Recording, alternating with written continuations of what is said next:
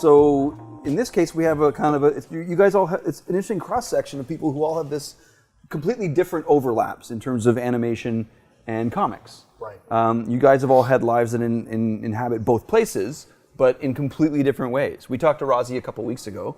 We've got something out there with her talking about it and her kind of falling into animation, strangely similarly to how I did, because I was just a guy who drew. I didn't have a lot of formal education in animation, but back then you could fall into it far more easily than you can now. You know, as an educator, all the stuff that goes into getting you just even through the door right now as a young animator. It's a lot more, codified, I think, now, for so much software you have to know, so much, there are some bases you have to hit. Rossi, again, like I said, because she could draw and there was a need for, in this case, I think that was the expertise, because there's less drawers in animation today. There's more software people than less, and we needed hardcore drawing, and that's what Rossi does. So that's where the crossover came for her, and now she, day job for the last couple of years, has been pretty much an animation designer while you make your comic. You, completely opposite. You went to school for it. Yeah, well I mean, I paid an institution. We both went to to school. Me and Jim were young lads in the city. Yeah, we went to school together. 90s. Yeah, it was a beautiful time. I entered the Sheridan residence at the age of 18. To literally the first day, Jim was asleep on the steps. That's not true. It's entirely true. Not true. And Ryan Kuba was helping you. You are exaggerating. Return to a room. You are It exaggerating. was on like the third. It was in It was maybe day 4. We were in residence together, and in that 1 year, I'm amazed we survived. Yeah, it was. Sure.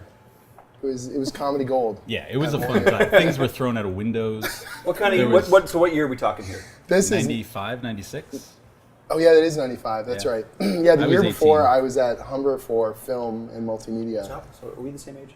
I'm 41. Okay, so I'm a little Okay.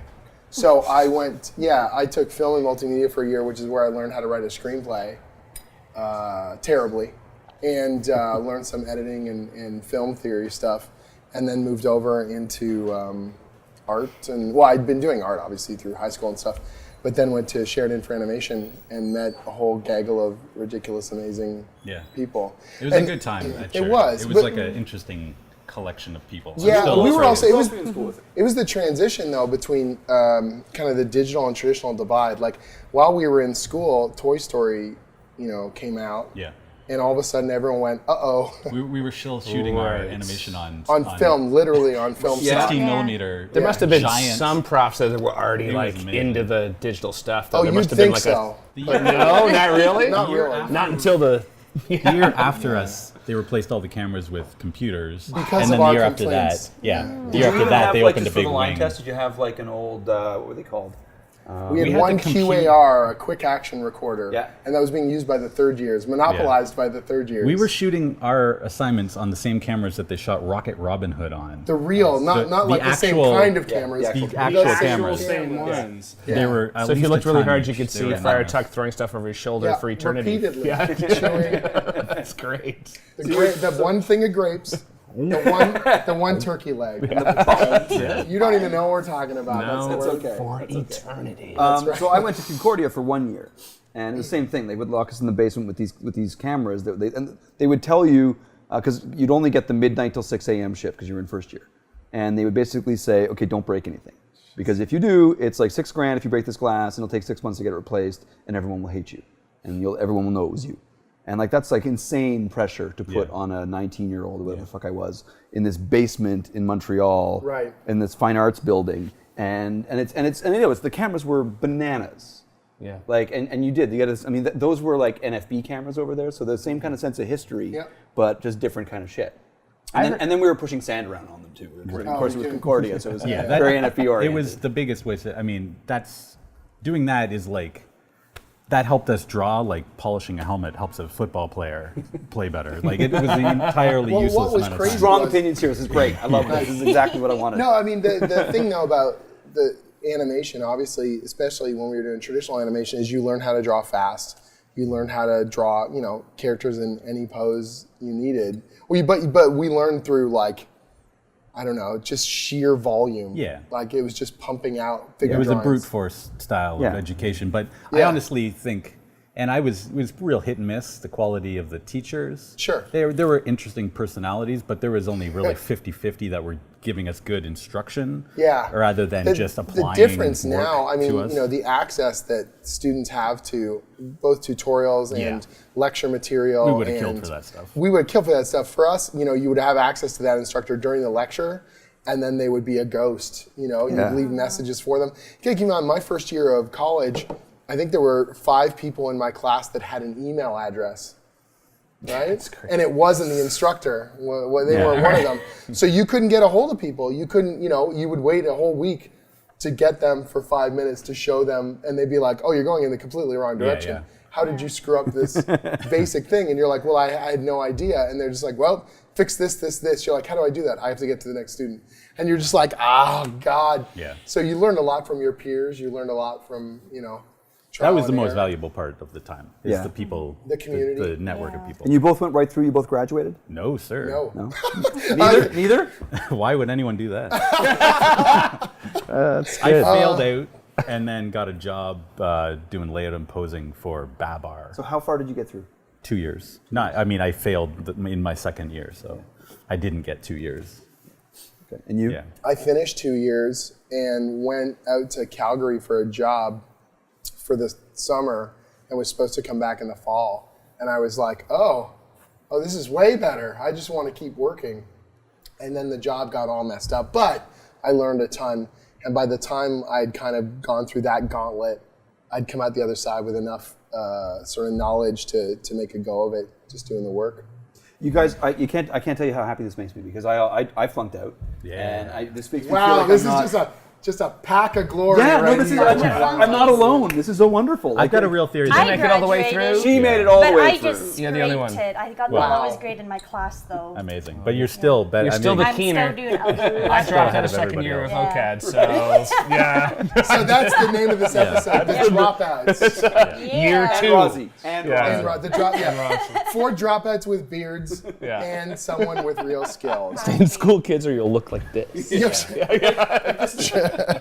No, seriously, I mean, I was really terrified about that fact that I didn't go back to school for a while because there was that fear of, oh no, someone's going to look and not,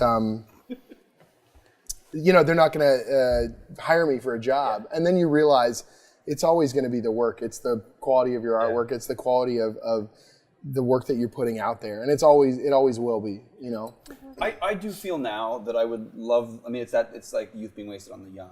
I would love to go back, even like You should write that down. That's really clever. Right, that's catchy. I'm gonna make a T-shirt. New posters everywhere. No, sorry, it'll be artisanal, like a good song, artisanal prints. Wow. Look at that. No, but Clay, it's is that still a thing? G-Clay, it is. There's a whole store down the street. No, but like I mean, and it was so, like I said, it was this NFB oriented thing, and I was one of the there were only about 12 people in my class, and I was one of the few like real just drawers. But I would love to go back and have that kind of freedom now and that kind of time. Yeah, but I think that's the thing, though, is when you're at that developmental part of your creative career and you're stumbling around, you're trying to figure it out, and you're trying to figure out what being an adult means, and you're trying to figure out what your art is, and you're aspiring to all these things, and you're angry, and you're kicking and screaming and trying to find a voice for yourself. That's just part of that time in your life. And of course, when you finish it, when you look back years later, you go, well, if I got back, I would crush everything. But that's the whole point. You went through that experience.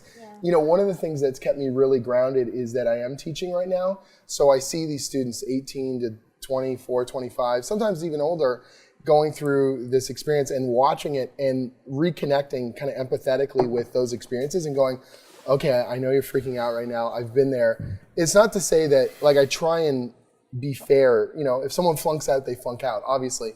But if someone's just having trouble or they can't see the forest for the trees anymore, I can kind of take them aside and go, look, I've been where you've been. I know you don't see that now because you just see someone who's a working professional with a slew of credit. Because you just see all this awesome. Right, it's whatever. sub. No, seriously though, like you just see, you see someone who, you look and you see a career or whatever. Yeah, it looks like we know what we're doing. Right.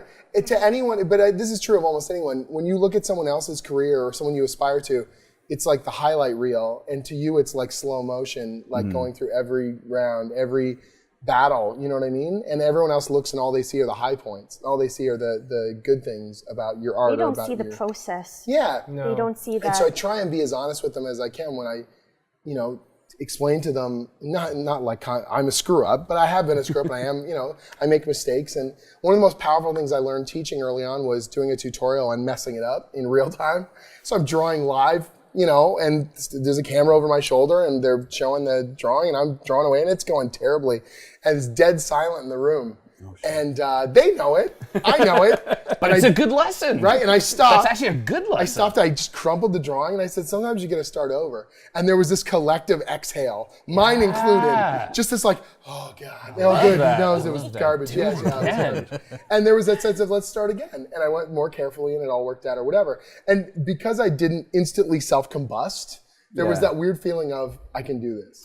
But Jim, it sounds like you're a good instructor. Like, did you get all the way through because you had good instructors? Because I didn't. No, in illustration I didn't, but when I did the comics module, I was going to say, I had 2 tutors that were great, and there were people here that came over and visited. We have amazing guests who came to teach just comics, and that was really amazing. My tutors were really supportive, but in illustration, when I wanted to do spirit leaves for my final project, they were like, no, you can't do that, we're going to fail you. Still. Yeah, oh yeah. And I was like, okay. And I almost had a breakdown, but then I went to see one of my tutors and he, that was Phil, and he was just like, no, just half it, just concentrate on it, you'll do it. And I was like, okay. And that's how I was able to do it, because I had that support that I didn't get in illustration. And I just had, I had reasons to try and get my degree for permanent, to just travel abroad and everything. Yeah. So my intentions to get a degree were really different. But I still got the lowest grade in my class, and my tutors were I think my illustration tutor was like, meh, whatever. Because you were doing comics? Yeah. Oh yeah, they hated it. But so many university and college level. There's so many classes on graphic novels now. Yeah, but they're different departments, right? So whether it's the art department, sometimes it's the English department, or sometimes it's just one rogue instructor that decides this has got value, and they get a course through the filter. So we're not done yet. What's that? But I'm getting battle. Facebook ads on a regular basis work. right now for some comic book course at U of T. Sure. That is how mainstream it is in some respects. Yeah, but is the course about making comics, or is it about analyzing comics? I haven't clicked on it. So a lot of those courses are about let's do a reading. Yeah. We're going to talk about Watchmen or something. It's different from saying let's create something. Let's make something. Yeah. It's very different. The comics module, that was 6 months, and we got to read scripts. We got to meet amazing people. That's when I met Dave Gibbons, Frank White, amazing guest list. You're like, these are A-list guys, but they're local. And then we got we worked on our own scripts, or you could work with other people. There was so much flexibility to work on that, and I never seen anything like it before in a course, and it's still the most popular course in Dundee. Right. Everyone's applying for it, and the guys do such a great job on that. And it's the only in Dundee, it's the only school that offers masters to do comics, and that's about analyzing and progressing to making comics and everything. It's really rich for that. So probably would have still dropped out of a master's for comics in secondary. For sure. Probably. How did you guys transition into comics then? Me too. Me, I saw people like Jay, and honestly, because you can see Jay. That's Jay just because you're that old now. What I'm saying is Jay is very. I was faking it, jumping off of roofs, building my wings on the way down, and then everyone else was like, we should do that. You do have the evidence in the room. When we're in animation, me and my friends and Jim, we see. I like how you said friends and Jim. That was good. That was very telling. Jim associated people. People I liked and Jim. And also Jim. Jim existed at the time. We had comic books that we loved, but it was mostly indie comics like Mike Allred and Jay's Oddball and all the stuff that wasn't mainstream, because those were much more comic. They were much more cartoony oriented illustrators then. That's kind of gotten wider and gotten into mainstream comics now more. But at the time, it was a real divide. vision. Yeah, it's true. Bone was revelatory. Absolutely. Yeah, it really was. I just wanted to draw, and animation seemed like the job to get to be good at drawing. It was getting into the pros. It seemed like you made the big show if you got into drawing for Disney or whatever. So I just wanted to be able to hit some caliber of skill at drawing, and then in doing it realized this isn't really the job I want. This is drawing, but it's to like a purpose that isn't enjoyable for me. Like I Almost want on to an draw industrial my own way. kind of level. Yeah. It's a Yeah. long road to get to being your own artist. Yeah. Has everyone done that at least once, where you worked on a project and you like got to that point where you like almost couldn't do it because you just there was no love at all? So I was doing many times. my Yeah. first Many layout times. gig. I would assume so. I was doing 30 layouts a week for TV production, and we were cranking this stuff out. And the first week, I mean, I'd never drawn that much in my entire life. And I come on to this job, and I said, so what do you need me to do? And they hired me for background drawing, which was great. And they said, we need 30 layouts a week. And when I was in school, we did like one or did two 4 a week. semester. Yeah. You know, there was this fun feeling of, what? Like, how does that work? That's really you thrown in the fire. Yeah, It's like, and here so you go. I said, is there a ramp up? They said, well, you're paid by the piece, so if you don't do 30, you won't be able to pay your rent. And I was like, oh. Yeah. And that first week I did 20 and it almost killed me. Yeah. And then the next week I did 30. And then I just started doing 30 and it got easier and easier and I didn't have to stay late nights over the time. And I this stopped is the going part home and about crying the- in my apartment and yeah. But this is one of the things that animation, I mean, there is something to what it does. Like, I had never drawn so much in my life. And my first couple of years I worked at Studio B out in Vancouver. I worked on a lot of terrible shows. I worked on some okay shows. But like, I went in as a guy who just always just drew superheroes. I didn't even draw the backgrounds and any of that kind of shit. It's just a fad. Superheroes? Yeah. Yeah. Or backgrounds. There'll never be anything. There'll never be Backgrounds are anything. kind of a fad. But no, but like when you draw 12 to 16, 17, 18, whatever, how many hours a day. It's boot camp. Yeah, Oh, yeah. and you have to draw everything. Yeah. Like my dad works in as a real estate and design, and he used to always have to hire an architect, and I would go back and I would do his drawings for him, like all his elevations and that kind of thing, because I could just shit this stuff out. Yeah. Because the drafting training I'd had, like, because you have to do every single job. And that was amazing, but I mean, you lose yourself in it too. Like, you lose any voice you might have. You get assigned a career. did get- Oh, Yeah, particularly like, once you're doing a certain style on a show and you're doing that show for 20 plus episodes, you're just like, I can't draw a tree any other way but the way they do it on the Yeah. show. You know? So you were That's saying scary. about like doing like 30 layouts. I mean, when I was managing a studio in Ottawa called Dynamite Cartoons, and we did like 4 or 5, I don't know how many seasons of Franklin the Turtle, and we did layout and posing on it. And Nick Cross and Troy Little, both Nick. Nick Oh, is and Troy, yeah, that's yeah. great. No, both. But those guys were doing layout back then Right. at Dynamite, and they Yeah. were competing to see, because they could do it in their sleep, and they Yeah, were those doing guys like are both 75 layouts in a geniuses. week. Like, these guys were monsters, because Yeah. at that point it's like, and the idea that you even needed new layouts for that show was Sure. was It's ridiculous. Like, nonsense, how yeah. many paths Yeah. with trees behind it do you really Right, need? right. You know, like if anybody was keeping track, you would have all reuse and that kind of thing. But then it was easier to just draw it for these guys, and like it was 75. I have a funny story about reuses. I met a guy who worked on the final season of He-Man and Masters of the Universe, and he said that they fired the vast majority Like of the back staff. in the day? Back in the day. Yeah. And that the last season of the show didn't have an animator on staff because they were doing reuses. They were reusing everything. They were literally for an entire, not just an episode, not a clips episode. We're talking like, they had a background painter so they could throw the characters behind new backgrounds, and then they were like, there's a He-Man, there's got to be a He-Man jump we can find. There's got to be a He-Man swing a sword we can find. There's got to be a He-Man talking we can find. So they would just... They probably didn't even need new voice recordings. Just edit together new. That it was just pure reuse. Like it was that these guys became just weird archives of the memory of the show so they could plug and play. So I have two. I have there's the mythological one is the Rocket Robin Hood, Amazing Spider-Man Oh, yeah. episodes. Right. Dementia 13. Yeah. Oh, yeah. So both the shows were produced in the same studio. Shot on those same cameras that we had at Sheridan. Here in Toronto. Both with And- Ralph Bakshi involved, yes. I don't know how, but originally there's debatable And Bob how much. Kane was an animator on that, the guy that created Chirp, actually, for Chickadee Yes, Magazine. yes. He was I an talked to him, animator back, and that was he was yeah. the one who was saying that Bakshi wasn't really. No. At the beginning he was, but not so much later. But there's an interchangeable episode. We've lost everyone by this point. Yeah. Everyone watching this, they're like, Rocket Robin Hood. Multiple times in this episode. We can't handle this. This is for like The 70 one year about olds. Rocket Robin Hood. Yeah. There's an interchangeable episode of each series where if you look, Spider-Man gets in these spaceships, and they are the Rocket Robin Hood spaceships. So there's like flying around, but he's actually you can see him in the ship. And in the Rocket Robin Hood episode, if you look, you can see Spider-Man in the ship. And even as a little kid, I remember seeing these shows where they were on like lunchtime when I was a kid. So bizarre. And all of a sudden I was occasionally like, they'd wait be a back to minute, that back. was Spider-Man. Like, Once in a while, they'd be back to back, and you'd be like, what the? Guest appearance. It would mess with your head. Different So clients. the name of this episode different- is 4 Dropouts Talk About Rocket Robin Hood Yeah. and Rossi. And Rossi. And Rossi's just And like Rossi looking at the tolerates. camera And like, and Rossi gets drunk.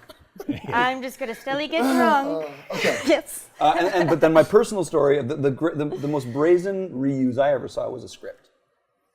I was working at a studio in Vancouver, and we were working on a show. That's where I have to not name things. We were working on a show that had an amnesiac hero.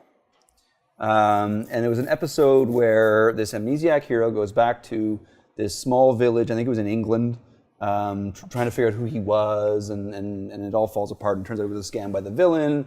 So whatever. I remember drawing like these backgrounds for it, and whatever, it's gone. A year later, I'm working on another show that had an amnesiac hero, and it was being produced by the same producers in LA. And I get a script in by the same writer. And he thinks you've got amnesia, so you won't recognize it. It's like, yeah, names and places are changed. Amazing. That was it. Amazing. I'm like, all of a sudden I'm looking at my list, my to-do list, and I'm like, I've seen this before.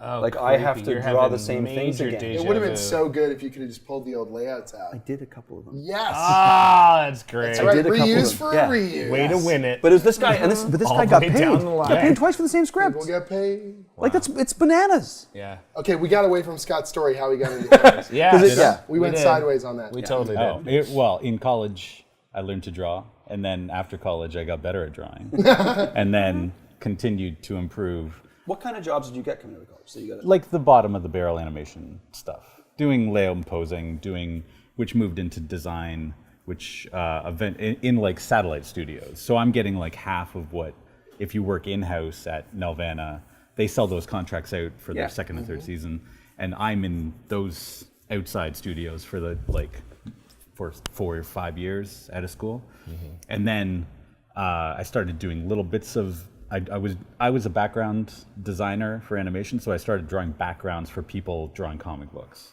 at a place called Udon, and Alvin Lee hated drawing backgrounds, and they were trying to like keep this pace of production level going, so they sort of Udon cobbled was together. pretty unique that they were creating comics like an animation Yeah, they studio. tried to make it more like a production line. Eric Ko is from Hong Kong and more familiar with the like manga sort of style of Definitely assembly line, yeah. yeah, and he was almost just an art agent. Like he was almost just an artist manager who put teams of people together, found work, and put people who otherwise wouldn't get hired by, Marvel. They and wouldn't have been DC. able to do it on their own merits at that point in time. Certainly not. And so then he put together teams of people, usually with a lead who did really good character art. Yeah. And then you would get the background artist. You'd That's get pretty neat. some And of it the was- time, it was some of the usually best colors the- in the Did industry. you The work colorist at that kinda tied point? Yeah, together. so that's how Scott and I sort of kind of got back Yeah. in each other's gravity. Was you'd been a dude on since they started, A couple years out. A couple. Okay. I 2001, 2002. Eric Vetter. Basically, my friends get a job somewhere, and I follow them. Right. And then they quit, and I'm still there. You get their and jobs. then they go get another job somewhere else, and a year later I'll follow You're them to that riding one. along. I'm, yeah. Out of school, Omar Dogan and I both went to go work for a friend of ours who was trying to start up his own studio. And we were young and full of beans and thought we could do this thing. And they made their own studio, and then What was it called? I don't want to do that. That's not nice. But it was really tumultuous. It was really difficult. Of course it and was. stressful. It was because a studio run by 20-year-olds. It was a bunch of 20-year-olds who thought they knew what they were doing, and so they crashed and burned. And But what a great time to crash and burn. and decimated friendships and all those things. But we learned a lot, and the people that stuck it through with each other, I think, became really close because of it. And a lot of those people have gone on to some really phenomenal things, which is nice. And so Omar had left that studio early. He had seen the writing on the wall, and he went back to Toronto and worked with a comic studio called Dreamwave. And a bunch of people from Dreamwave split off and became Udon. I'd moved from Calgary to Halifax, worked at one of those satellite studios for just over a year doing layout, and then I moved back to Toronto with my original plan being to go back to school for 3D animation because a bunch of my friends had taken 3D animation and were now working in video games. And I was like, I could do that. I would like to do that. That would be fun. And so my original intent was to come back to school and do that. So I signed up for school. It was around March that I got back, and the next term started in September. So I had to kill time between April and September. And Omar called me up, and he's like, oh my God, you're finally back in Toronto. I'm working with this art studio called Udon.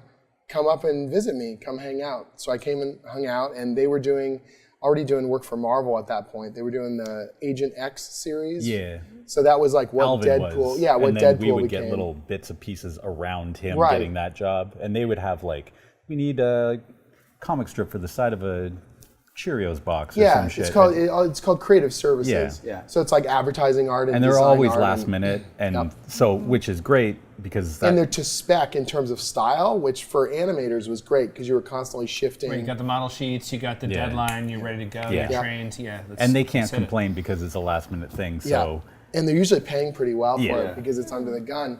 Udon got a really good reputation for that kind of stuff. And so I came on board, this was 2003, and the studio had just picked up the license to do the Street Fighter comics. yeah, And so everything at the studio sort of tilted towards the Street Fighter comics to put those together. All the gang were working on that.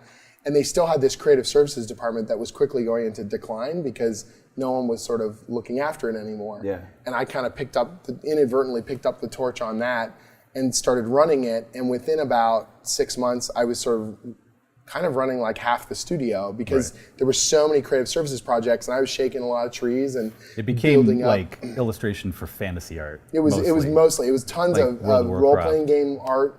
There was video game Wizards of the stuff. Coast There was stuff. Lots of demand. there was tons, which is and great card because games and we're a big studio of amateurs, kind of, but they need 200 drawings of dragons and swords in Yeah. a month. yeah. So we just throw bodies at And it. we'd also have people. I could start isolating people by what they did really well. Oh, you're really good at creatures. I'll put you on monster stuff. Oh, you're really good at painting. You can paint over top of his line art. Right. Oh, you can do this. You can do that. Yeah. And the studio was running on such crazy volume. I mean, we were putting out such insane amount of artwork. And behind the curtain, it was just furious insanity. And then we would deliver it beautifully on spec to the client. And they were like, "You guys are the most professional ever." And we were just like, "Yes, we are."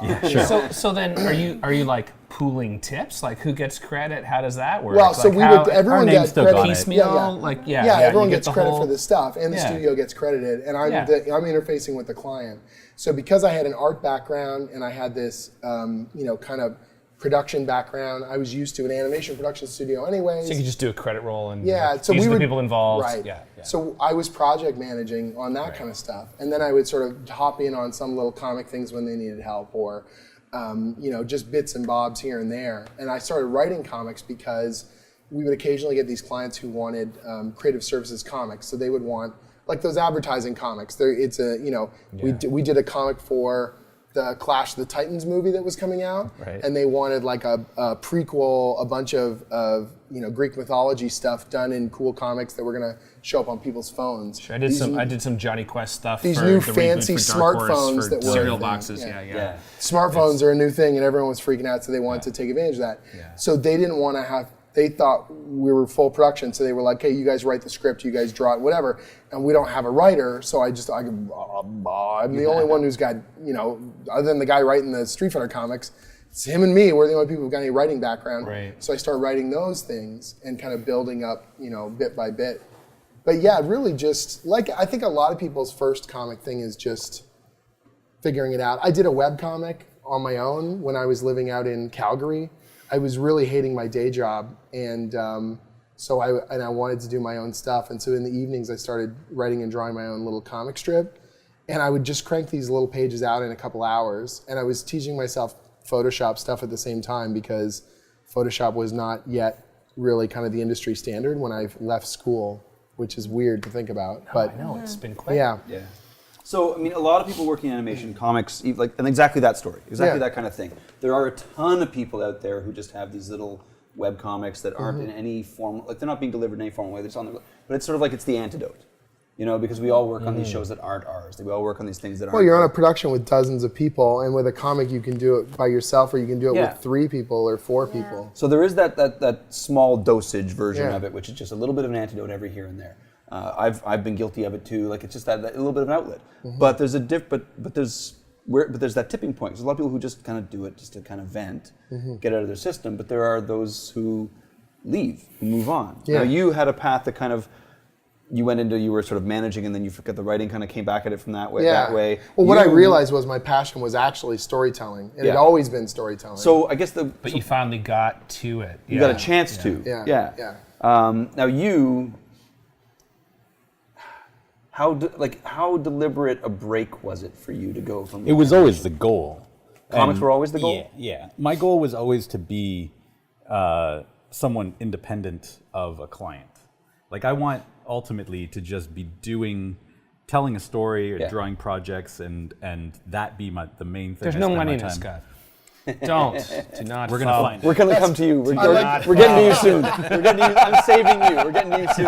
I like how, But first of all, we talk about don't drop out of school. Then we talk about there's no money in this business. This is the best episode ever. This Awesome. is so good. But Kill there's yourselves. been enough money every step along the way Harsh. to make it worthwhile. So what was the jump? What was the jumping point for you? I did udon stuff, doing some and of then it's always like month to month with those jobs. But I was a 27-year-old, like, who gives a shit where my next month's rent is coming from? I don't really care. And I've got like, Right, Rossi? Yeah, completely right. I'm a white dude in Canada. The safety nets are multiple and very reinforced. Like, Yeah. I wasn't really at any risk. I had parents who could help me out and lots of friends. But so I was living. Not me. No, exactly.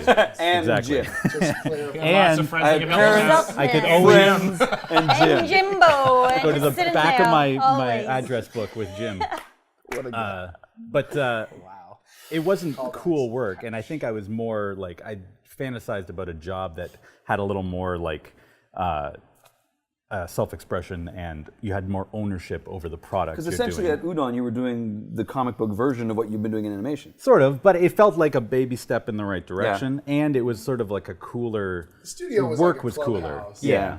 Like, it was ridiculous. You know, people would watch on the big screen television basketball in the middle of the night and be working on stuff. Legitimately, I would go to the house that we called the Udon House. Udon House.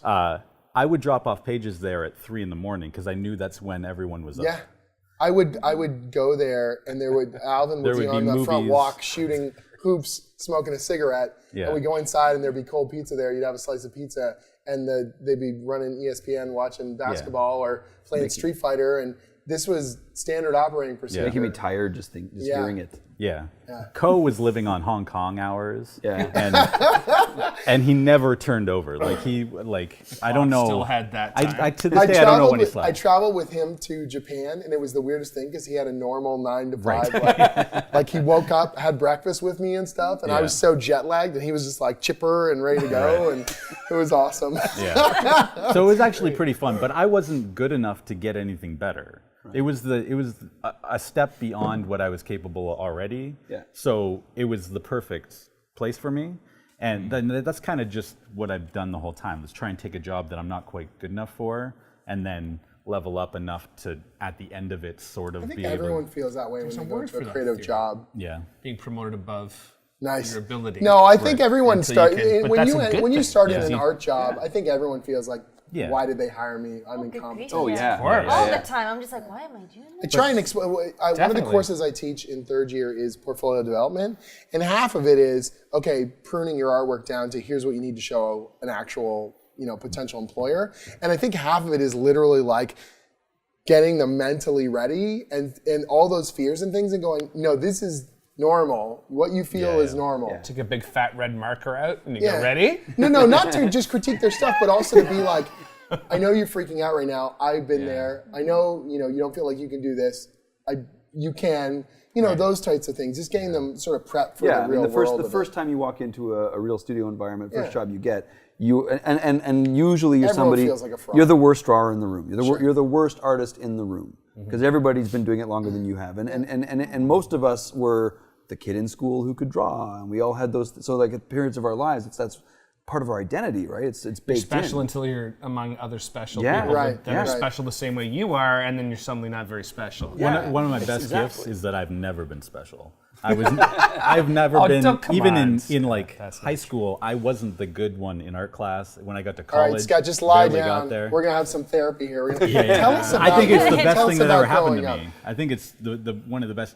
I Okay, think, so then you're saying you believed that you could be better, though? yeah. I like knew I this wanted story. to. That's a and good I knew I wanted to, but I had no Yeah. delusions of He's being also a gifted built now person. like a brick shithouse. When I met him, he was a stick. Like he's now with like, long hair. Yeah. I hear about the Anthony Kiedis years. Yeah.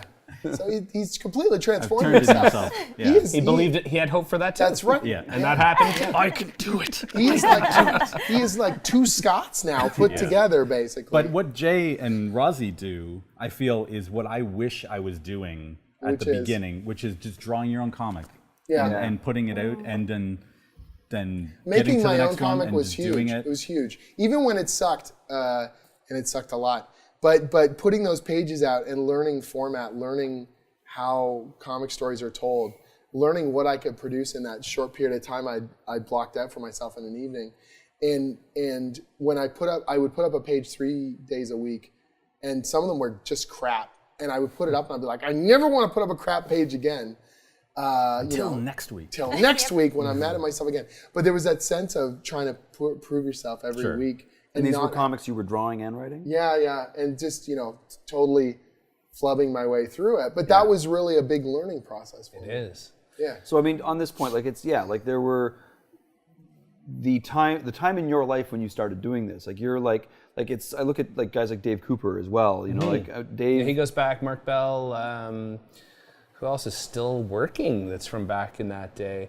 I mean, I knew just before my cohort would have been the sort of Toronto trio like Chester Joe and Seth. Yeah. Who were just starting to make personal work in the Toronto comic Yeah, like scene. It was like a new was thing. Was that the guys you were seeing the way we were seeing? Definitely, but they were only a little bit older, so we wanted to knock their blocks off. Like they weren't. It wasn't like inspirational in the same way. I mean, Seth lives in Guelph with me now too, and so it's this is all water on the bridge and all funny now. But at the time, I mean, I remember them making fun of us for being too self-conscious, and us making fun of them for talking about masturbating, And it was just we're almost part of the same movement, but like separate enough that they were the spearhead. I'm trying to give them credit. I'm kind of being a jerk about it. I'm trying to say what happened to us in our school couldn't have happened without that crack in the window. And I would say Vortex Comics too, like the Mr. X stuff that Dean Motter and Revolche were doing at that time too. So there was a little bit of a flag waving that had happened ahead of time, saying, "Yeah, you can do whatever you want. People will buy this. It doesn't have to be." Marvel or DC. Well, that's what I find fascinating is that there was a place for you to go. This is There before was a Ninja market Turtles. for you This to is go? around the same time. Like this is early. Yeah. So we stumbled into it at the right time. I mean, I was in the Ontario College of Art in 1990. And what were you at OCAD to do? Fine art. I'm supposed to be a painter. My mom still says I could still do that. Yeah. If I try You really apply hard, if I try really hard, that. I could really be a I like successful that. artist. Yeah. After 2 Emmys and like a Twilight, she's still not proud of me.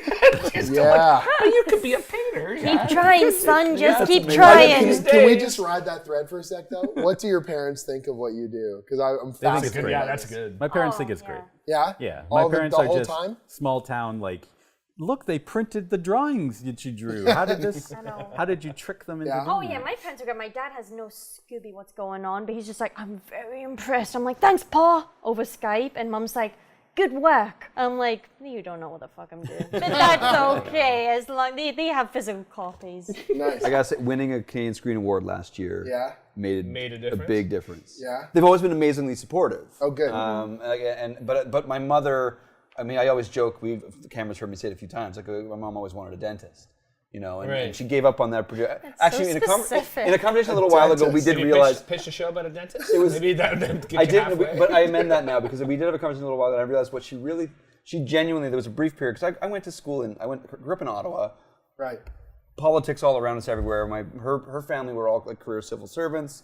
I went to a private school where you're supposed to be like hobnobbing with the right people, that kind of shit. And I think because I had this sort of gift of gab, she genuinely thought I would go into the diplomatic service. Right. Like I think that's what she really, in her heart, she thought that I would see the world. Start a war. But maybe be an ambassador someday, like something like that. But they were always really great about my drawing. But at the same time, it's like I wasn't in the art school. Right. I was in the private school. Like it was always. But my mom did bring me to my first animation festival. Cool. Those kinds of things, because she thought like at least if he's going to do this, like, let's find something in it. But the last couple of years have certainly been better years that way. And that Canadian Screen Award, finally they could be like, yeah, Mike did that. Like, because also my job in animation has been so nebulous. Right. Like the last couple of years, producer director, that's an easier label than like development guy running the website. So I've always just kind of fucked them over that way. Yeah. And you guys, you got a teacher in the family. Well, yeah, so my dad was a high school teacher. So once I got into the teaching end of it, I think they were thrilled because that seemed very stable to them. Yeah. They were always terrified that the other jobs, the art jobs, the animation jobs, moving around the country, they were just like, how's he going to survive? And there were times when when I came back to take 3D animation, my finances were destroyed. Yeah. I was in bad shape, and I was 25, and they were just like, oh, he's starting school again. Like at 30, I went and did a phone sales job for a year. Right, like this stuff can really fall apart. And so once I got the teaching gig, and then once the writing thing was weird, and the comic stuff's been really weird. Where they were sort of at first, they've always been supportive in a weird kind of way, but they don't understand it. Like but you snuck the comics in. Yeah, because you had a day job that would make sense for most people and all that kind of stuff. The teaching stuff, Mom, whenever I've even said to her, hinted that I'm going to stop teaching someday, Mom, I think, breaks out in hives because the stability of that seems so normal and reasonable to her. But quick little anecdote, I don't want to monopolize too much here. My dad... I invited you, I know. I know. So I asked my first creator-owned comic is coming at Skull Kickers from Image in 2010, and I'm so proud of it. I'm so excited. And this is a huge career move for me and everything else. The third biggest publisher in North America. And blah, blah, blah, blah, blah, blah, blah. And I tell them all about it. And they're, they sound pleased or whatever. And I said, they're going to send me complimentary copies. Can I give you guys one? And my dad says, no. Just like that? Yeah, just no. And I was just like, and he goes, what are we going to do with that? And I was just like, proud of that. I was just no. You got to hear the rest of it. Wow. Right? I was just like, oh my God. Wow. So I was sort of crushed and whatever, and it was sort of weird. And then, it came out, and, they heard about the release and everything, and they totally pleased. They showed up for the book release when they printed my webcomic into a comics little book. And so they were supportive, and they'd been supportive. They'd paid my school bills and all that kind of stuff for many years. And then this is a weird story because I'm telling you a story that my mom tells me. They come to visit, and Mom's like, oh, the other day we were in the comic shop and blah, blah, blah. And I just look at him, I go, what? And she goes, oh, your dad didn't tell you? He set up a subscription at the comic book store to get your book. That's why he didn't want me to give it to him. He wanted to buy it. Pay for it. Yeah. Oh. Right? So, the feels. Good. So it gets even better though because he walks into the store. Yeah. The store, he'd never been set foot in a comic store. When we were kids, he would drop us off at the sidewalk and then meet us because why would he go in there? It's ridiculous. Right. And so he'd walked into the comic book store and he's looking around like a alien in a strange world. And they ask him what he wants, and he says, I want to order this book, a couple months in advance. And they set up a subscription box for him. He's like, how does this work? And he goes, well, we put it in the thing, and you come pick it up. Well, how do I know you're going to keep it? Well, your name's on it, and we put it in the thing. Oh, okay. The whole system works. Yeah, he's like, so then he's retired. Day of release, every month, he walks into the comic book store, and he's like, my name's Joe Zubkavich. You have a thing there for me. We know who you are. Yeah. So we know the first month, they don't know so this weird, retired guy's buying this one comic and he buys it and they're like, wow, cool. Is there anything else you'd like? And he goes, nope. And he just walks out. The next month he comes back in and he buys it again. They're like, cool. You seem to really love this book. You're here on release day every month. And he goes, yep. Goodbye. And he just walks out. The third month, they start up like a little betting pool. Like, who is this crazy man that buys Skull Kickers every month? Right. We're going to... Out of nowhere. They got to start like a betting pool. Can we get him to buy any other comics? Can we get him to look at any other comics? So like, well, look, clearly you love this book and you love fantasy stuff. We have a lot of fantasy comics. Is there anything we can show you or anything you can browse or check out? And he goes, oh no. This is... This is my son. And they were like, oh, you're buying it for your son. Oh, you don't read them. And he goes, no, no, no. And he shows them, he goes, that right there on the cover, my name. He goes, that's my son. And they go, oh, he made that. And they go, yeah. And he goes, yeah. And so they start, oh, and it all kind of came clear to them. And then every month he would come in to buy it, and they would be like, it's doing really well. You know, it's getting good reviews. And that was the first time he talked to me about the book. It was like issue 5, and he goes, I heard it's doing really well. He said they like it. People like it. I'm like, yes, Dad, I've been telling you that since the thing. Really you know, and then every time they would announce one of my other projects, or I wrote a 2-part Batman story. And I posted on my website about it and everything. Dad didn't notice. But then he went to the comic store and they said, your son's going to do Legends of the Dark Knight. And he goes, is that good? That's amazing. That's I get really that on my list? Yeah. 'Cause And I so it was this probably weird thing where, you know, all of a sudden your dad's buying, what, 5 books a month now? well, no, what was funny was he said to me he would buy all the regulars. He found out what variant covers were. And he goes, that's a scam. I'm not paying more than cover price for your books. So your dad's smart. Yeah. He's like, I'm not. He said, Smarter so than the there's rest like of the us." same cover for like different covers for the same book. I'm like, yeah. And he goes, well, that's stupid.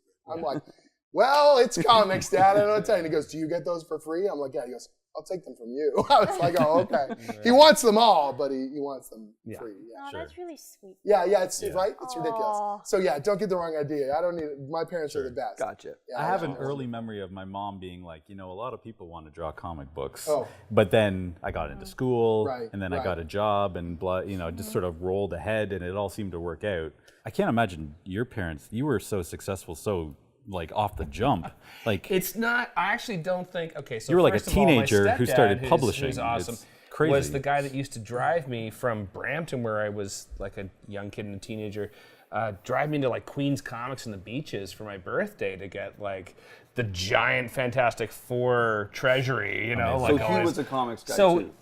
No, he just got it. He was like a music guy, and he got collecting. He was and obsessed with He something. got being a nerd. Yeah. He got it. He Yeah. got that I cared, right? So yeah, I mean, it's not like they didn't encourage me in the comic stuff, and it's not that they didn't encourage me in art. It's just that they thought I could do better. But we all, like, They I mean, thought I should be painting like. They I just mean- thought I Right. could do But better. that was also that's that all. whole era. Like I busted my ass in art class trying to take comic stuff and make it into art for my teacher. And no matter how hard I tried, and I was the guy who drew everything in the school. Right. I was like the artist, Yeah. and I was getting like a 70 in art, which was like that was just not good enough. Like that was ridiculous. Like this guy who sat next to me, Omar. Omar was a lovely fellow, but he was in art because it was like it would be fun, right? And he'd be painting this. It looked like. And apologies to Omar, he's a lovely fellow. But he'd be painting what looked like a paint by numbers eagle, Right. and he'd get like a 90 on it, and it was shitty. So It was high school art. yeah, it was one. all It was, shitty. it was a Number coloring blue guy. background and an eagle that he took from a photograph, and it was brown and it was yellow and it was Yeah. white. And I'm doing this thing where I'm taking like classic compositions of Liberty leading the people and like replacing them with like Golden Age heroes that would be appropriate with the figures in it.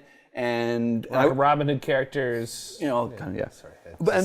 But she's sitting there saying, and she's and keep it I'm getting this consistent. argument of like it's just imagery, and I'm like, well, what the fuck is that? Yeah. You know, and I'm That's a I'm placemat. barely passing. You know, I took OAC art twice. Wow. Grades in art has rarely meant anything to anybody. I know. It put me off. I didn't go to school for art because of it. I didn't go to university. Do you know for what the it because of that. weirdest thing now is? I talk to people I went to school with, and their whatever revisionist history, whether it's at animation school or whether it's animation school or whether it's the high school art. And there's this weird thing where they will say, "Oh, you were always at the top of the class." And I'm like, "That's a lie. Total lie. It's a lie. You don't remember anything. You just assume." These are fantastic. Yeah, I love this book. It's one of my favorite Adam Warlock. I've got the Walt Simonson Thor one. It's really Yeah. good. I remember seeing. It was one of those things like in nice. hindsight, Yeah. seeing the Thor Beta Ray Bill cover where they're both grabbing the hammer in a 7-Eleven somewhere in the States, and not knowing what I was seeing, and like years later realizing what that had been. So, what's the first comic you remember buying with your own money, or With my own money, or the first one that somebody bought for me where I went that way? either one? Either It one. was just seminal comics. Seminole first comic. What comic had an impact? Yeah. I could think of one. Because if I just say this is comic, tricky. everyone will say like, oh, Garfield or something. I'm like comic book. Like, One that I picked out was a Marvel 2-in-1 with the Thing. Who was he teamed up with? The Human Torch? It was versus this creature called the Scarecrow that Marvel really shouldn't have because there already was one. But everybody It came can out have of a Scarecrow. painting. It was during Marvel's horror phase. I started buying superhero comics when Marvel wasn't doing superheroes anymore, but those were the ones I wanted. So I had like Son of Satan #1 in my young collection. You know, like I was that into one's good stuff. for the parents. But my favorite, just to add an addendum, because the one you first spot's cool, but my grandparents were the ones that had the comic collection. I had the comic collection of my grandparents. My parents weren't into it, but they were like, yeah, go ahead. Because my grandfather collected coins and it made sense. And he would say, this is #1, this is valuable. Right. It's like in the early Really? 70s. Yeah, yeah. Wow. He kind of got it.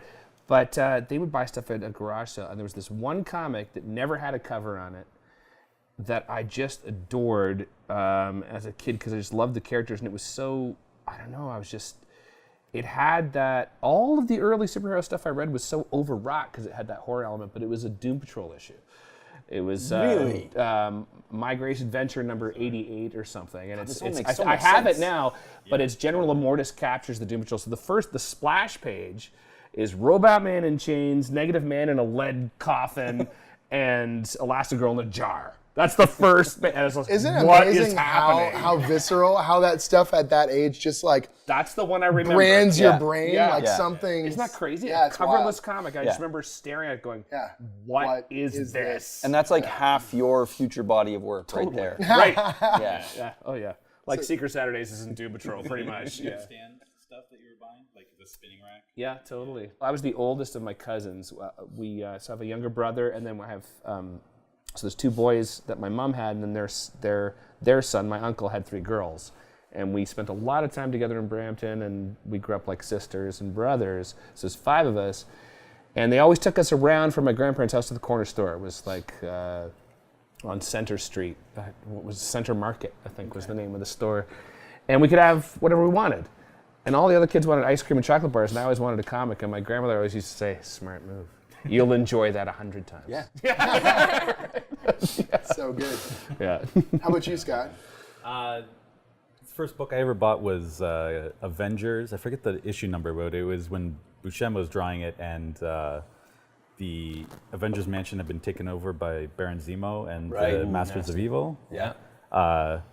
And Captain America's tied up in a chair. Yeah. And Jarvis That's is it. getting beaten Yeah. by Yeah, Hyde. dude. That's two for bondage. That's creepy. Yeah, No, exactly. that one was- Let's see His how that- shield that was is- pretty is heavy. somewhere. Super sharp. Black Knight's sword is somewhere Yeah. else. Yeah, no, They're that was a all badass. in shambles. That was It a was badass pretty But heavy. the Wasp is out there. Wasp is trying Yep. to, like, because she's the only one free. And Hercules is in a coma. Yeah, buddy. beaten I know by the issues Absorbing well. Man and whatever. As you say it, it's like playing out Yeah, every yeah. inter- Totally. I don't So know, that's but where I like- jumped on to So- Avengers. It's a hell of a time. It was I just amazing. remember like, because I was just far enough into it that I was like, oh, the Tom Palmer rings kind of killed it.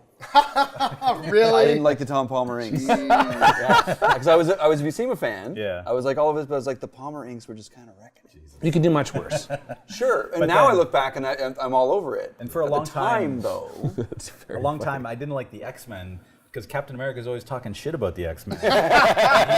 And he's the best dude, so Can't trust these clearly. people. They live in the outskirts and they're committing crimes and whatever. So for the longest time, Racist. my friend was buying X-Men and I would only buy the Avengers. And then Art Adams started doing the classic the covers. X-Men covers, and that I couldn't was the resist. catnip? Yeah. And then there's that Jim Lee, Captain America, Wolverine team up. that Yeah, just yeah. sorta, Eventually, by like, the time I yeah, got seals into the like deal, you know that was the when I one. was probably 9, Staining? I think. And then by the time I'm a teenager and buying it regularly, I had my own pull box for everything. Yeah. And I was spending all the money I could steal on comic books. All right, Rossi, now what I want you to do is take the harpoon of aging and just drive it through my chest.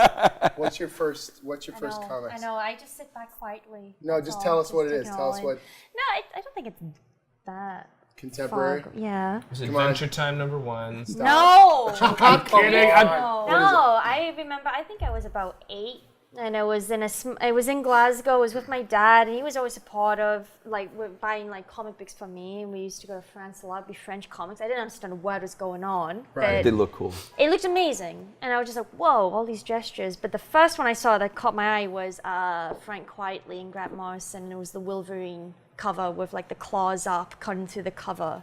And Oh, like the all new X-Men. the all new X-Men, Yeah. Frank Quitely. There, plunge it Yeah. right through. Plunger. Okay, but You're yeah. 8 years old? All new X-Men. Yeah. But The if Joss you could, Whedon. if you could imagine, that's a good first. Yeah, that's a That's good a great That's a really good first. first. It is a I'm good going to go first. jump out a window. That's a great first. Yeah, it's like, thanks, man. It's like, no, off you go. Yeah. No, So? that was. Now you. No, you're up next. At least You it was take over the Grant. interviewing. I'm I gonna know, turn it back right? No, on. no, you. We're going around. So I have like Had the for pleasure me, working with him once. It's a two phases Right. because I had this whole box of hand-me-down comics that I got I don't remember getting them. And the claim to fame in that is that they were. I had a nanny when I was a kid, and it was her son's comics, but easily half of them had been hand-me-downs from the previous family they were a nanny for, and it was Bryan Adams. So I had all these comics that had been like when I was older, I was looking back saying if he fucking signed his name somewhere on these things, I was looking for it. But they were all kinds of like Defenders comics from the 70s. Nice. There was a bunch of Captain America and the Falcon in that stuff. There was an issue of Godzilla.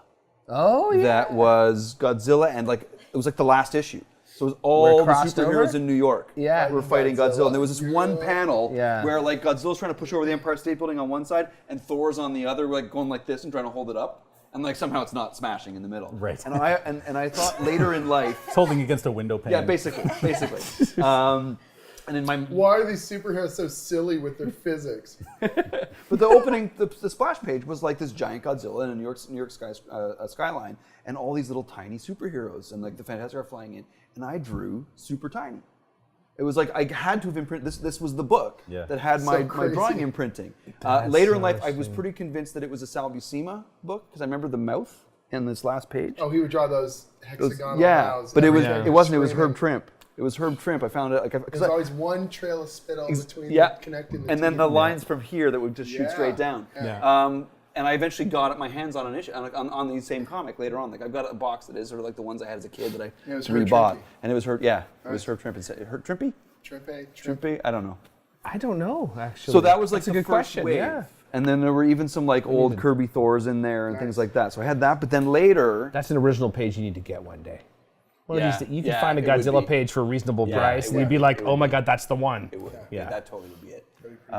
But later on, when I was around 12, it was my cousin brought over this X-Men Teen Titans crossover that Simonson drew. Oh yeah, that's a heck of a. And that was I lined up for that one. blew my mind. Blew my mind because it was like it had like Robin and one. They were familiar, but they were very different than I remembered them. Like Robin was a little older, Right. and he was the leader, Yeah. and he was kind of a shit kicker.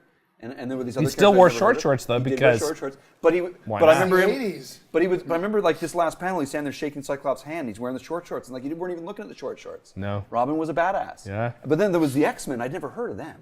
Right. And this was this, and sheltered boy. and the book was so different from anything I'd ever read. But it indicated there was all this shit that I had no idea what all this world was, and I needed to find out. Yeah. And at And- that age, I think it's like Pokemon or something like that. It's that age where you can, God knows you're not going to memorize stuff from school, but you're going to memorize something. And I And used it's to, going to be, whether it's Pokemon or video game stuff or Magic the Gathering or whatever, you're going to glom onto something and it's going to become your thing. and I'd already spent a couple Baseball years. You like it, so you go deeper, Yeah. and then you like it, and you Yeah. go deeper, and then it becomes your thing. Yeah. it's- And I'd already been watching soap operas with my grandmother for a couple of years after school, so your brain is wired for comics For of that drama, era. yeah. Well, it is. It's the continuity. It's all Sure. those things, and the high melodrama of a Sure. Claremont book. Come on. No, totally. Claremont. So when I went to Capital City Gum Cards and Comics for the first time for their back issue sale with my cousin the following week, it was Wyachek Claremont X-Men. Nice. And Romita was just starting his first run. So there was a buttload of that stuff that I got. Yeah. And then he was reading the Judas Contract. He was reading the Teen Titans stuff. Jeez. All good So stuff. That was kind of the first. And there was one issue of Avengers The Michael Golden drew that was giant size one, the one where Rogue first showed up. That's and, that's Avengers Annual number 10. yeah, and that was another one that was like, And it's there's one of so the much, greatest comics. so dense. There's so much stuff in I it. love that book. Now, I think I got into the history because you were saying like you inherited a collection that went backwards. I think I was at like some antique mall with my parents when I was 10 and I already liked comics, and there were no comic books, but there was like an old price guide Oh, that's weird. from like the late 60s. Sure. Yeah. And it had lists of comics that no longer existed, but like long descriptions, because in those days they had more room. And it was like about characters called the Black Terror, first appearance of, Bullet Man, and all these things that I'd never heard of, with sometimes black and white images, right? Just along the top, right? It's the old price guide. I know this sounds really weird, No, but but for me I it was get it. this like ancient tome Oh, dude. of this history you. that like I loved this thing, and now there was this whole other thing. I was like, what do I have to look for? And it just changed. And then I think at a book sale I got this old Golden Age. It was like a remaindered collection with like a hole punch in the corner for like $2.99, and it was old Golden Age covers. Yeah. It was old detective and I love those those two books, things, those the kinds of price books you guide pick and up that then. Golden Age thing, just made me realize this was always going to be way bigger than I thought it was. Like I knew nothing. Yeah. And we had the inspired me. encyclopedia of comic book villains. So encyclopedia stuff, exactly, right? So I started reading through G.I. Joe. I was the perfect age for when the G.I. Joe cartoon and toys came out. So I started collecting that stuff. My parents were so weird about things. They were so codified. My brother was into Star Wars toys, and they were like, that's Joe's thing. What's your thing? You can't have Star Wars, because they wanted to know if we were fighting, Right. whose was what's. Right. So if yours is G.I. Joe, you can't fight for the Star Wars toys because your thing's G.I. Joe. So that was our separation of church and state or whatever. So I was collecting G.I. Joe stuff, and I watched the cartoon, and then I started reading the comic. I think we got one of those like 3-packs from like Toys R Us or something.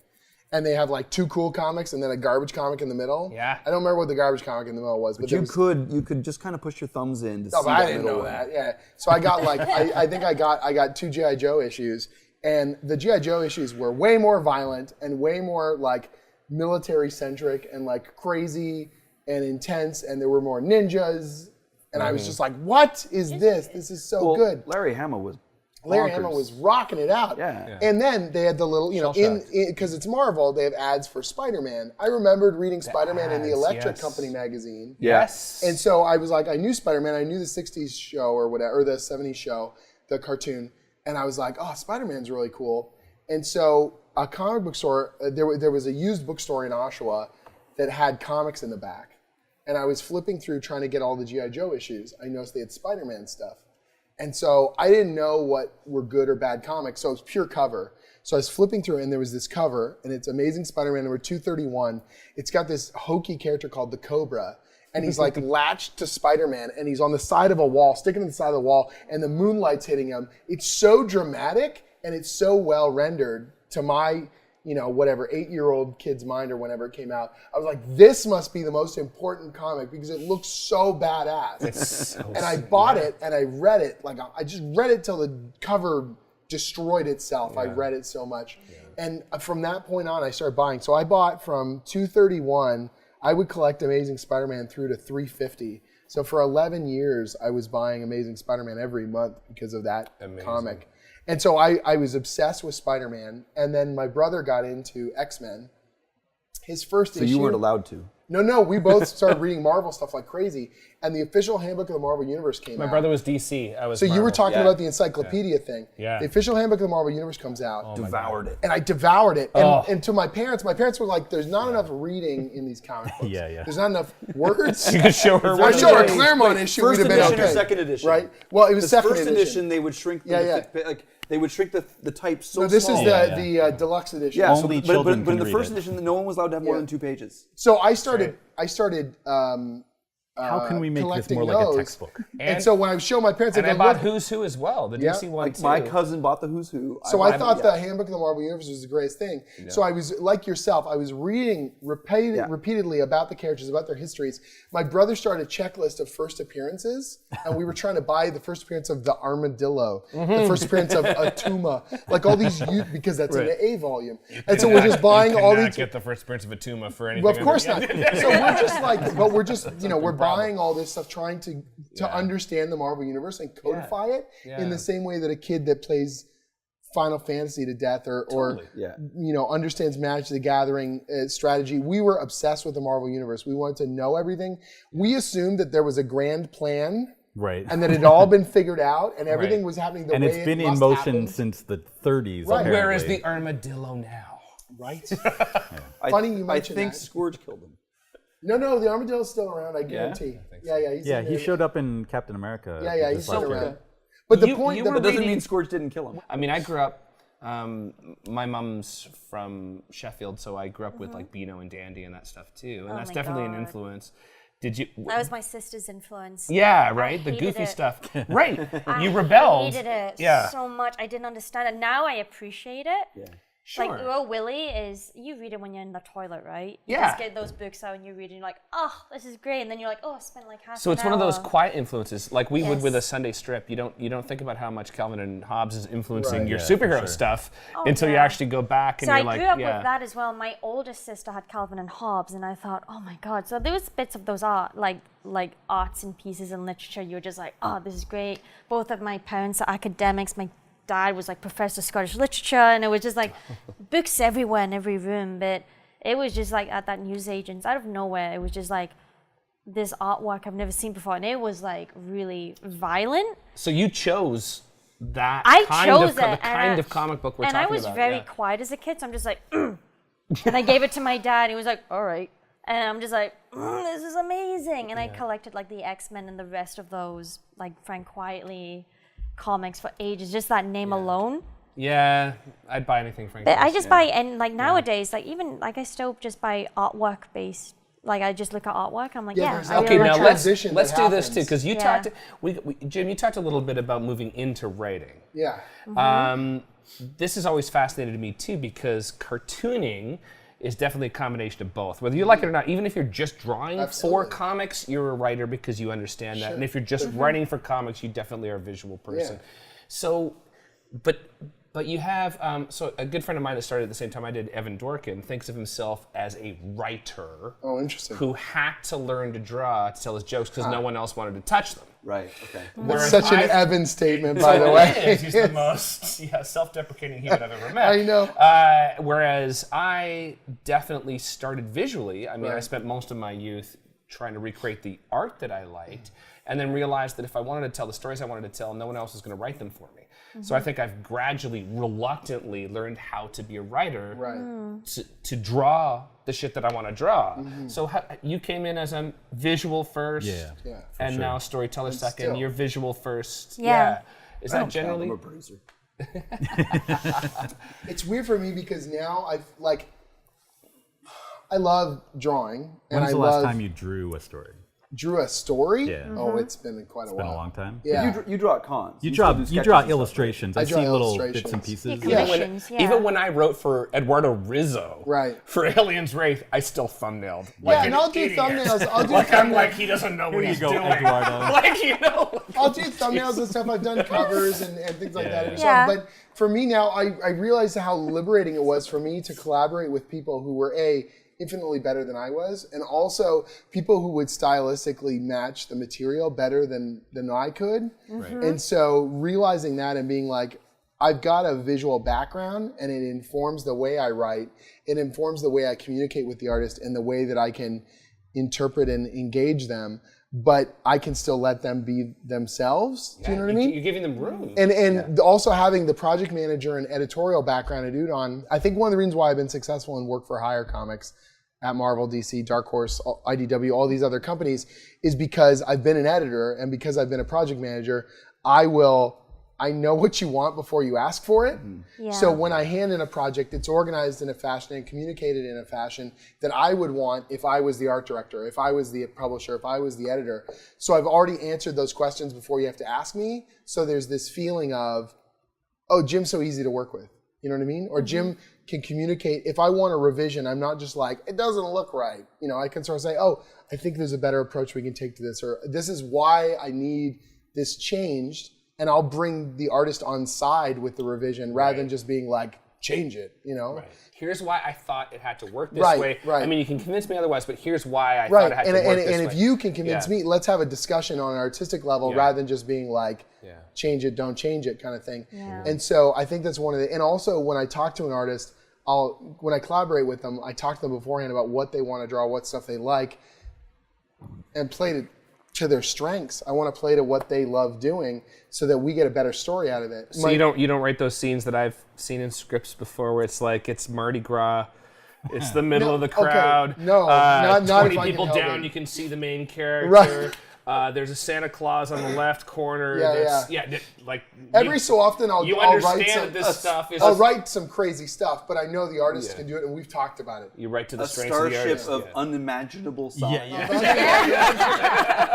More than anyone has seen before. The entire universe Indescribable. looks upward in unison These to are the understand. things that a writer who has drawn knows not to write. So this, Yep. but this is also really good. This is an animation thing. Like the number, Yeah. as a producer, the amount of time I spend explaining to clients What animation can and can't do on about their budget.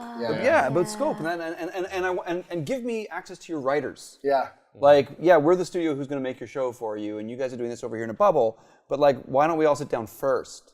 And when you give me this number, which is what it's going to cost to make, you're going to give me to make your show. Sure. I'm going to give you parameters. Yep. That would be nice. You know, so you know what? You get 3 characters. That That's would right. be nice to And- establish that in the beginning. That Yeah, would be yeah, so and I lovely. mean, and I know some people are more successful at that than others, but it's the Yeah. same.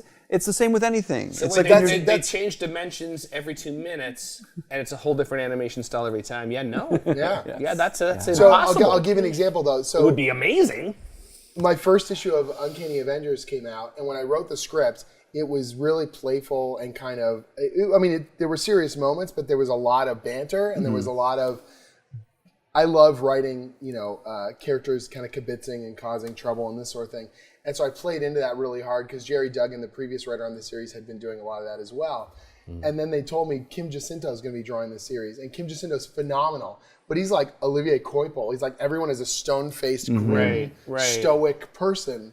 It's like these people are not throwing quips. These people are not. So throwing this instantly quips. changed. Knowing, you're happy the artist attached, Well, but you had a whole. I had an approved draft. Right. And I said, I'm going back and I'm rewriting this dialogue because it's going to look ridiculous and not in a fun way coming out of their faces. Right. Yeah. And so I went back and I basically carved out a whole different. Good on you. It's the same pacing. It's the same.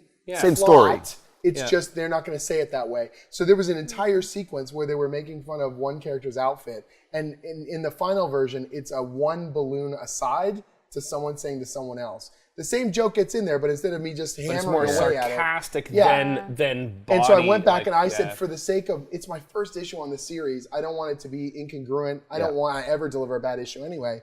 And so I went back and I re-dialogued the whole thing because I'm like, I want to play to the artist's strengths. And now I know who's going to be the artist moving forward. I can lean in and do what's going to work best for the book.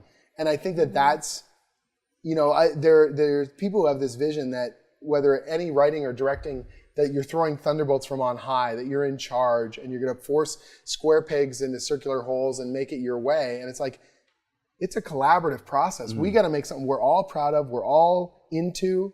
I think the reason why my creator-owned books have worked is because the artists that I've worked with, we collaborate. We're building something together. I might have the most experience, and maybe I'm the guy footing the bill and interfacing with the publisher. But if you don't have skin in the game, if you don't feel like you're a part of this process, it's not going to work. It's not going to be good storytelling. And this is we talked about this earlier today. I think collaboration is like good collaboration. It's like being in a rock band. Yeah. Where sometimes when all of my favorite bands actually hated each other, there were people that like the Police, the Kinks, the Beatles, like they fought. The Pixies. But I mean, the point is that it works when it works and it doesn't when it doesn't. And I think that's why sometimes you gravitate towards doing your own work, right? Is that collaboration is super fun when it works. I mean, because it takes the pressure off and it in fact elevates the conversation. You're like, you have this idea and someone else goes, that's a good idea. And then I have this idea and you're like, great. So when it works, it really works for however long it works. But often it doesn't work. Which is why I've returned to doing sort of solo stuff, and that's satisfying in a different way, and also isolating, where you're just you're writing and drawing your own stuff with almost no input until your editor looks at it. It's very isolating. It's like you fighting the page.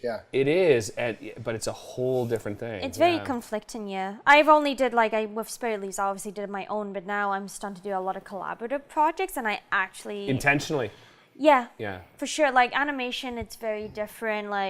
Animation is this kind of animation is collaboration another spectrum, to a whole other degree. And it's nice because I get some freedom of doing the character designs. I have some freedom of doing my own thing. And sometimes they love it. Other times there's just one project in particular. It's so nitpicky, and you're just kind of like, wow, okay, I'm gonna bash my head to the wall here. But you got to be patient, and you have to, again, like when you're saying you have to collaborate, you have to let them know. Animation spectrums, like this is going to work, this is not going to work. And I definitely, but now, so I have that with animation, and then now doing a couple of comic projects with through image and stuff.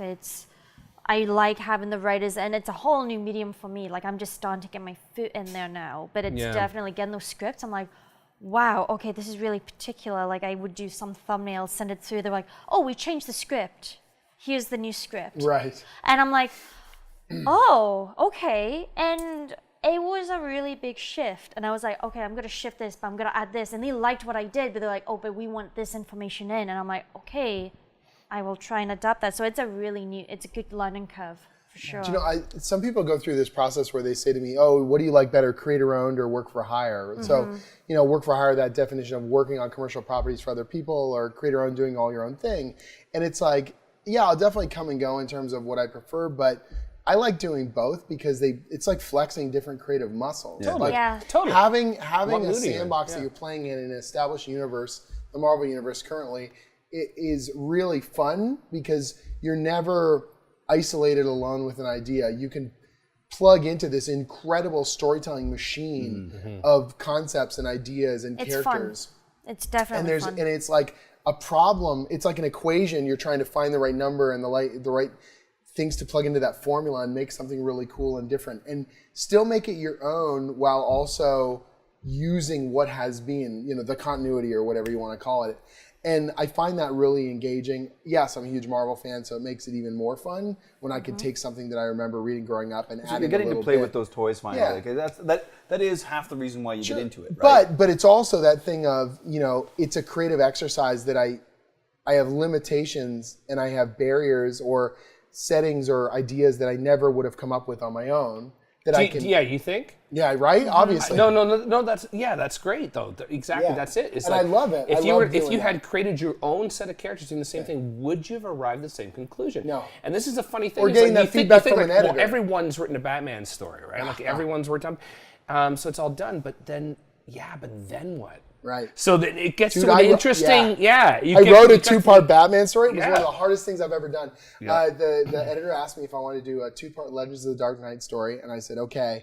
And the minute I got off the phone, I thought I was going to vomit because I was like, Batman, what's left? I sat there literally neurotically, you've done a Batman story, haven't you? I've done a couple. Yeah. So I thought I was going to freak. Soon? Yeah. Soon. What? Batman story yet?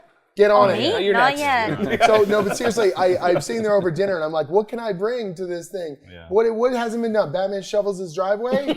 Batman eats a burrito. Like there's nothing left, man. It's all been done. And so I was just breaking out in hives. I couldn't deal with it. My wife brought me back to reality, and she goes, look, Batman's too big for you to wrap your head around all at once. Pick a villain, and you've just filtered down to a much smaller pool of stories. That's phosphorus. Right? So then once we figure out the villain, then you start working your way back. Man. What defines that character? What defines that story? And build your way back. Clayface 2. But this is what's so cool about it. And so all of a sudden you start to realize, this thing can work. And then like any other whole, I think that's one of the things that I try and explain to my students when they talk about writing their first stories or coming up with ideas. All of us hit that moment where you feel like, I'm a fraud, I can't do this, I suck, I don't have the ability, how am I going to get out of this? But once you've done it enough, once you've ridden that horrific depression curve of I suck and climbed out, you start to actually do this weird thing where you're outside of your own body and you go, oh, I'm at the I suck part.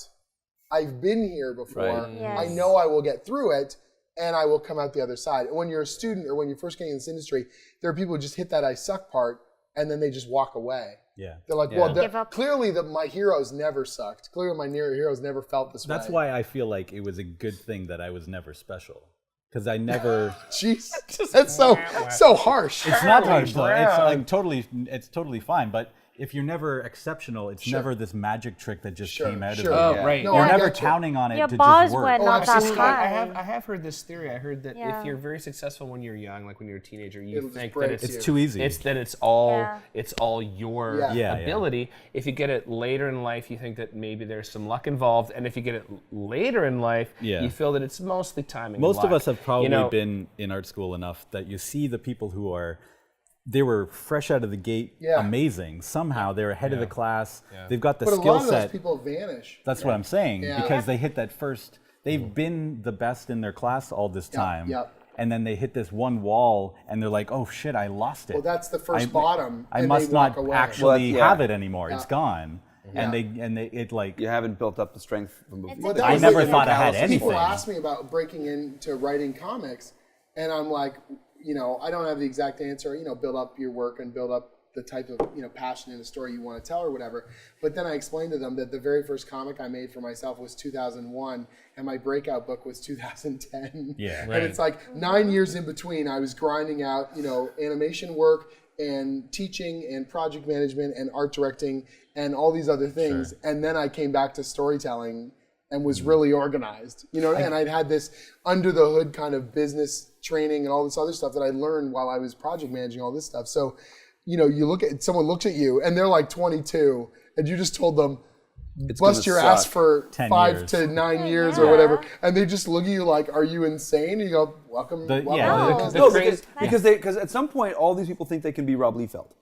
Right. But I know a guy who did do that. Yeah, there are I went artist to people. I went to There are a art couple. school. Stephen Platt's work? yeah, Yeah, sure. of course. Yeah. Absolutely. So he was in my grade. He was in foundation year in He just OCAD. was a phenom. But here's the thing. He was a also mercenary, tapped- and by the way, props. I mean, Yeah, of still, course. no, we're he still tapped friends. into a style But- that he yeah, knew but was going to work. Okay, so this guy was amazing at life drawing in art school, in our foundation year. I mean, he could draw Sure, yeah. traditionally, Renaissance stuff. I mean, Yeah. he was the best at fully rendered muscular drawings. And he was watching us start to make comics and make money. He's like, what is going on? Like, he wasn't really into that stuff. And he heard about the money that the image guys were making. Lee He Phil just aped then, all the, well, yeah. except better. But Oh, anyway, sure. Yeah, but he 'cause went, he but did. he He took went, something- really, that's it? Yeah. He's like, wait a minute. He's like, are you joking? Like, I could make this kind of money tomorrow? Just put more pouches on it. And then he just did it. Yeah. It was amazing. Yeah. In Yeah. first year art school, he's like, There are all right. frustrating He was outliers drawing for Moon sure. Knight Sure, and Yeah. Joe Mad was at 20 years 16. old. Yeah. Like right Yeah. at, so he actually did just go, sure. It was Yeah. profit. deal. and Yeah, Moonlight. but I think the problem is when people look at those outliers and go, "That's me," Yeah. and you're it's like, always the problem. "Probably Instead there's not." ambition. Almost Probably certainly not. Almost certainly There's not. exceptions So- to every rule. so let's ask then. So where is he now? Steve Platt's still doing He's stuff. he still Yeah? he still gets. He's not a comic book guy anymore. Though. No, he's like he a- does mostly like he. storyboards. He's and- probably moved on to that. He's doing fine. Yeah, he's probably doing commissions forever. Yeah, that's, yeah. But this is the thing too. I think when I try and explain to students or people bring me their portfolios and I'm trying to give them feedback, it's so incredibly hard because you're trying to channel. You don't know what's going to work with each person, like that saying, the carrot or the stick, right? Like, And they want something that helps today. yeah, and But some there people. isn't. They want Yeah. it There isn't now. anything. Absolutely, and I get it. I've Yeah. been there, and on the one hand, you're trying to be as real as possible, but in the portfolio reviews are just this weird, like a snake trap, where you're basically like, in this moment, I'm going to try and give you helpful advice, be honest with you, and make sure you don't hate me. Right. Because I don't want you to tell everyone you know or online now that I'm the worst person ever. I have almost to take always start criticism. with I'm a mean person. When they hand me the portfolio, I don't even open it yet, and I'm like, I'm very mean about this. Right. Sometimes And then I'm not. That's but smart. I want you're bracing I'm gonna, them do you want me to Set so the that they're in on the expectations game. there. So they feel like they're in on the game or whatever. But usually I start with like, this is great. These things are good. I'd say you're about 5 or 6 years out from having a real shot at getting paid work, and you just have to fill that gap of time learning and doing one of the things something. I It's do- normally cars in perspective, isn't it? It's normally setting, isn't it? One of the Really, things I mean, do honestly. is when I look through a portfolio, I'll say to them, I say, I'm going to flip through everything, and then I'm going to go back to the start, and then we'll talk about it. And the reason why is because I'll go slower as I need more oh shit time to figure out what I'm going to do. And also to read the body language of, are they wilting or are they like gung-ho? Do they have a notepad? They're going to take notes. Do they seem professional? Are they like, are they making excuses while I'm flipping through? So I'm sort of giving them a couple minutes to give me something, because you're going in cold. It's like an audition, right? I want to get a sense of how professional they are. I want to get a sense of obviously the work, and then I'm building up this like, am I gonna cover them in bubble wrap and just sort of go, hey, keep at it, kid, you know, or is this going to be a helps thing? nobody. Well, if they're 12, sure, or like whatever. okay. But you know, like trying to they're figure still out in high where school. on that spectrum of feedback I'm going to be giving it to them or whatever, rather than, you know, or is this like they're really, really close and what they need is a little bit of a head shake. So then I get a little bit of breathing room, and sometimes I'll say, oh, I'm going through, I go, oh, so did you go to school for art? You know, and then just even the way they talk to me, the way that they give me feedback, Just I'm sort of prep getting yourself, at building, just to I mean, know. as anyone, you know, you're building an identity, you're trying to understand them. So then when I come back, then we can have a conversation about it. Yeah. I usually tell people, if you actually want to draw comics, you have to be willing to do it and suck at it at the same time. If you're not willing to be bad at it for an extended period of time, you don't like it enough. The mistake that people make is they think they can do a 3 Yeah. or a 5 or No, a that's 6, a great a 3 or a 5 or a absolutely. 6-page sample, good example. and they that's think it. they're going to get a job Then at they're ready. Marvel or whatever. Yeah. And it's like, even if those 6 pages were phenomenal and they took you a month, Right. like I'll say to them, you know what you should do is you should do a 20-page story. And usually their eyes will bug out. And I look at them and I go, what do you think the job is? Right. Yeah. What are you Like, gonna do if they hire you know these are like 20-page, you know, Yeah. stories. That's the job. Ideally, and not in 2 years. Like Right. now. Yeah. That era is over. Sure, but there's still an expectation of deliverables in terms of being able to put it out regularly. Yeah. And so, you know, that's one of the most difficult things I think is whether it's animation or whether it's comics, it's about trying to, you can see pretty pictures and you're like, is this storytelling? You can see that someone's got potential, but it's like, how much of a gap, what do they need to fill that in? And giving them those 2 or 3 pertinent pieces of advice that hopefully can actualize it. And it's up to them how they take that advice. course. Some people don't take criticism at all. But That's- you as a creator, you know, one of the difficult things is when you put yourself out there and you give feedback, you're setting yourself up for them to hate your guts or to bitch about you online. And it's that awkward thing where you're sort of like, they came to me because they like my work or they respect trust me you, or they right? respect me. And anybody else. And it can who only then go looks- downhill from there. But like if you provide like honest criticism because their work is shit, Sure. and then they shit all over you. Sure. Anybody else who goes, oh well, I better go take a look at this person's work, and goes, yeah. oh yeah, it's Like, shit.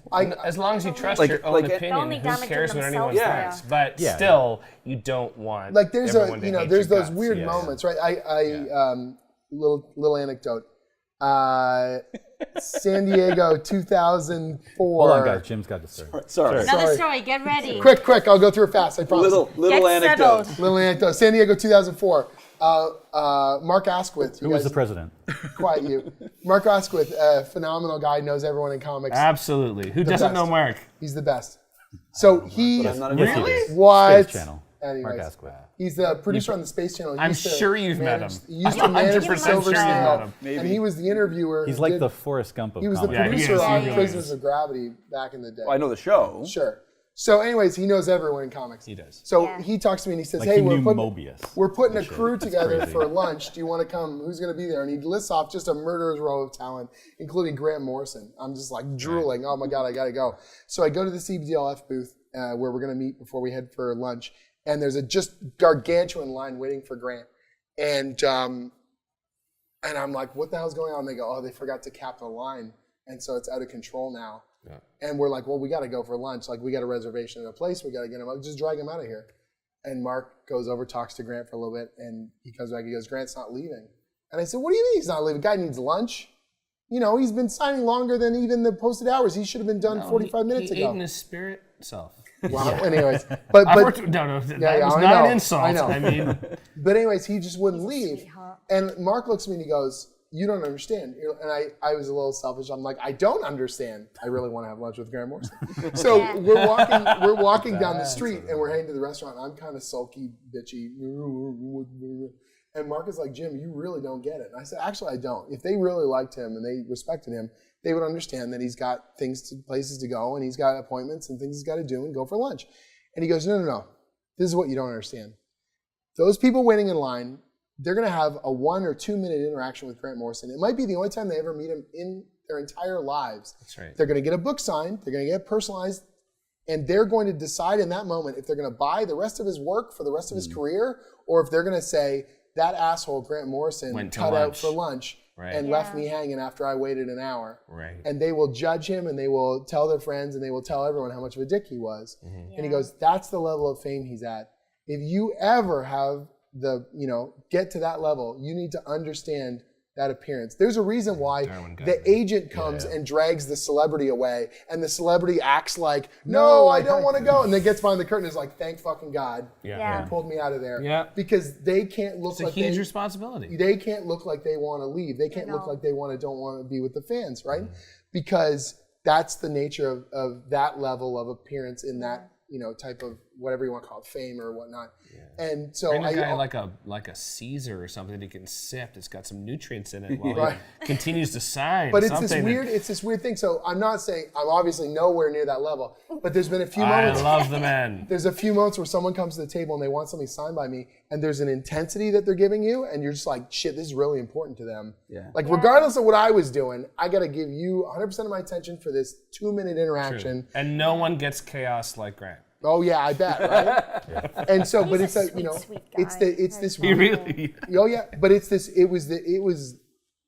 I didn't realize how important that was, and then later on, now I've learned I just so much better perspective on it, and also that feeling of, hey, I'm not going anywhere. I will meet these people. I will have these interactions. Yeah. That person that maybe that's the only time they ever go to San Diego Comic-Con. Yeah.